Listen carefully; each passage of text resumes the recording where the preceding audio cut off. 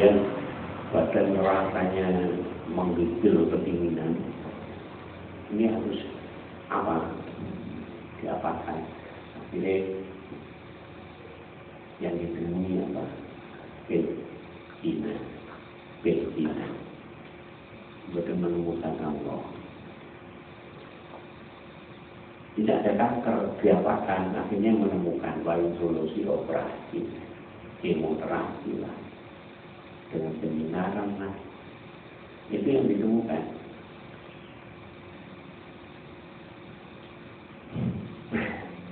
Jadi membuatkan akhirnya mereka menemukan Allah Subhanahu wa Ta'ala. Ada orang lumayan menemukan kebaikan hati sebagai solusi untuk menyelesaikan masalah dengan ketulusan dan kebaikan. Ya, maka kita akan terhindar dari rasa jengkel di hati, sehingga apapun penyakit yang disebabkan kejengkelan tidak akan terjadi. Ketulusan ini menjadi bisa merampas ke orang lain. Maka mereka supaya terhindar dari sakit ini harus dijernihkan hatinya, harus menemukan kejernihan. Ini lumayan. Siapa yang lebih jernih dari Rasulullah? Tidak ada. Apakah Rasulullah terhindar dari masalah, dari sakit? Tidak. Apakah Rasulullah terhindar dari ketiadaan ekonomi? Tidak. Rasulullah kalau kita yang merasakan sering dituliskan tidak punya apa-apa. Kalau kita merasakan, tentu Rasulullah tidak merasakan kita. Rasulullah sudah merasakan rugi dengan keluarga, lebih dari rugi keluarga yang kita rasakan. Bagaimana pamannya sendiri ingin membunuh Nabi Muhammad. Bagaimana Abu Lahab menentang dengan terang-terangan kepada beliau. Bagaimana buliknya sendiri menghadang dengan ngerungi rumah dalamnya dengan kayu-kayu berduri. Betapa dendam dan sakit hatinya buliknya, sehingga nggak tenang kalau rumah Rasulullah bersih, selalu dikotori. Itu masalah, kamu dewek masalah, itu dihadapi Rasulullah. Setulus itu Rasulullah, sebening itu niat Rasulullah, tapi tetap punya masalah. Jadi masalah tidak kemudian tidak hadir pada kita ketika kita menjadi orang yang baik.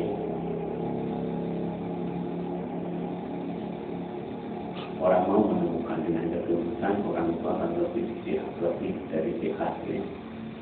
Akhirnya orang belajar tulus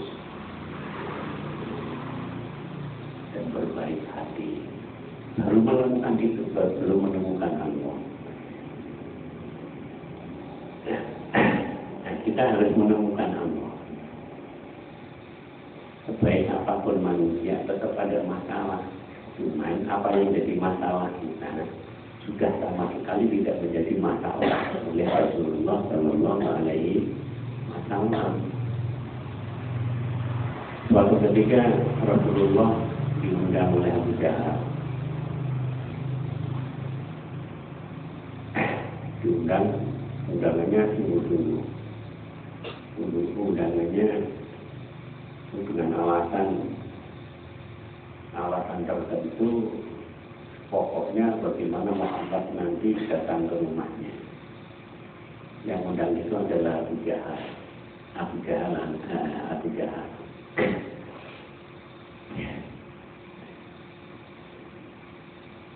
Dan satu cerita kita menyatakan bahwa Abu Jahal sakit, lalu ingin selama ini karena tidak pernah damai dengan Muhammad, maka Abu Jahal ingin menyampaikan ini. Kalau dipikir, akhirnya Abu Jahal menyuruh seseorang untuk menemui Nabi Muhammad, dimohon agar Nabi Muhammad berkenan nyambani Abu Jahal. Sementara itu di jalan di depan rumah atau agak jauh dari rumah Abu Jahal dipasang perangkap. Kalau Muhammad nanti lewat ini, pasti masuk perangkap ini dan jatuh ke dalam lubang.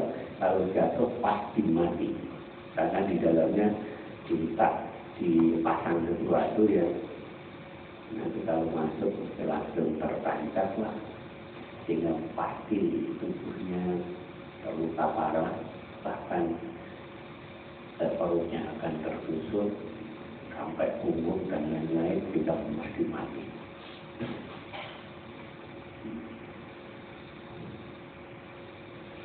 Ketika Rasulullah undang enak saja, tanpa curiga apapun yang nampak, Rasulullah datang. Tapi entah kedatangannya ditunggu itu dirasakan lama sekali oleh Abu Jahal. Bagaimana dulu kan Muhammad datang enggak? Sudah berangkat tadi. Bahkan tadi itu saya yang undang langsung mempersiapkan dirinya lalu berangkat. Bahkan lebih cepat keluar ini dari halaman beliau daripada saya langsung keluar. Ternyata nggak sampai.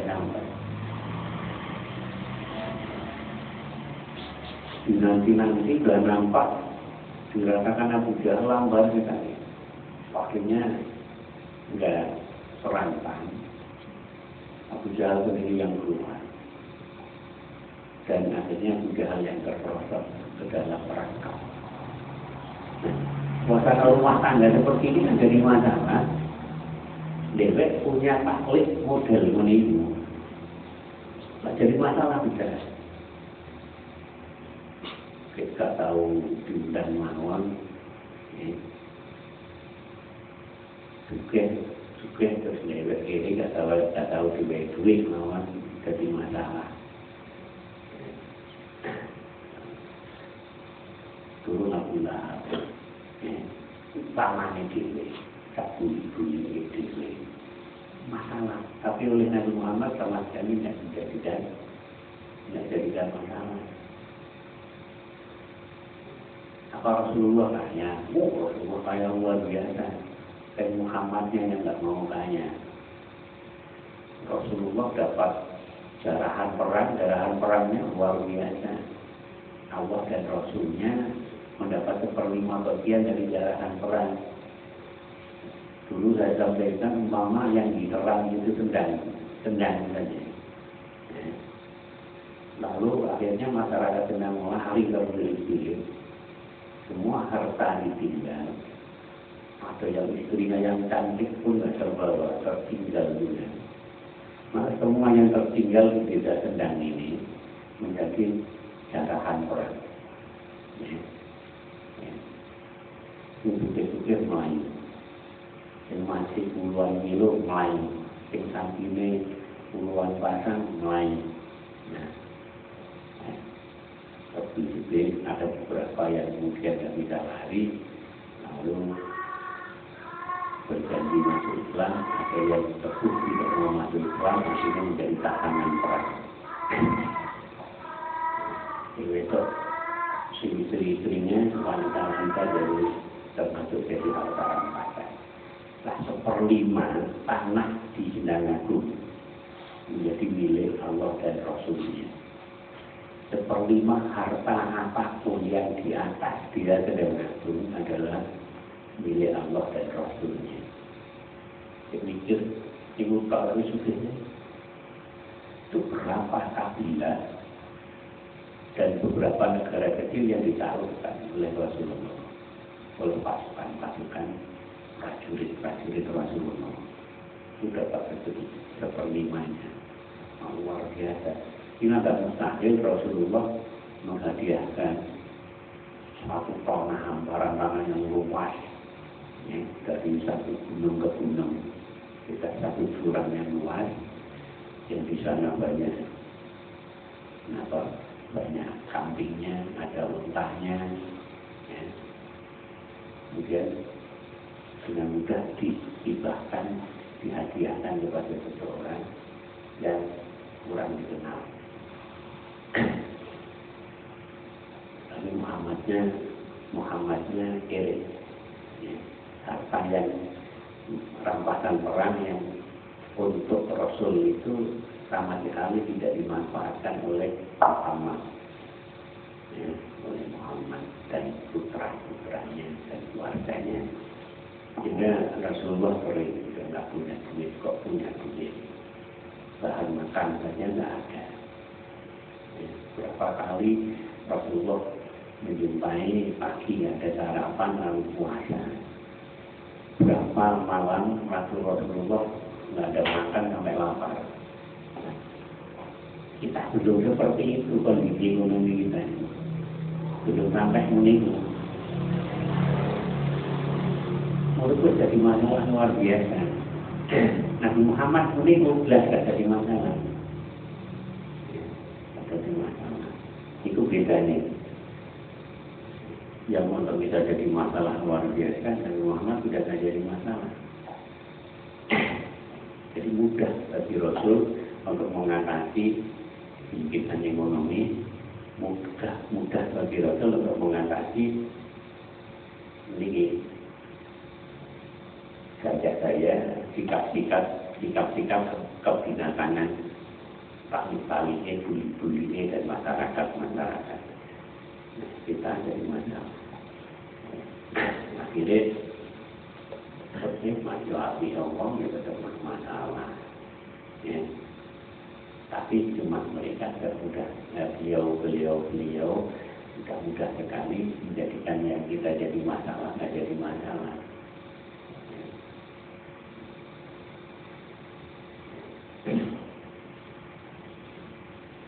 Nah, ini bisa menunggu.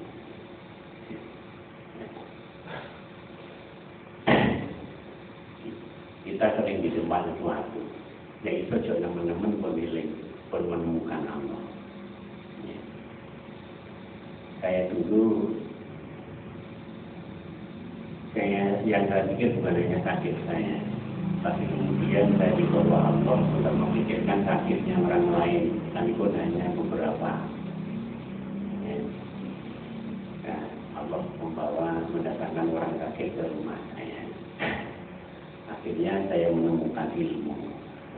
Saya menemukan ilmunya berupa doa-doa.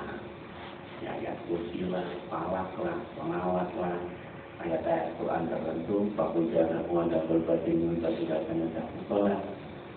Nanti doa-doa lain misalnya bismillahirrahmanirrahim dulu lah, macam-macam. Itu yang saya temukan. Lalu setiap ada orang sakit mohon pertolongan, itu yang saya baca. Kalau saya lupa, yang saya ingat lebih dulu adalah buku catatan itu. Dan saya nggak ingat Allah, atau ingat buku itu.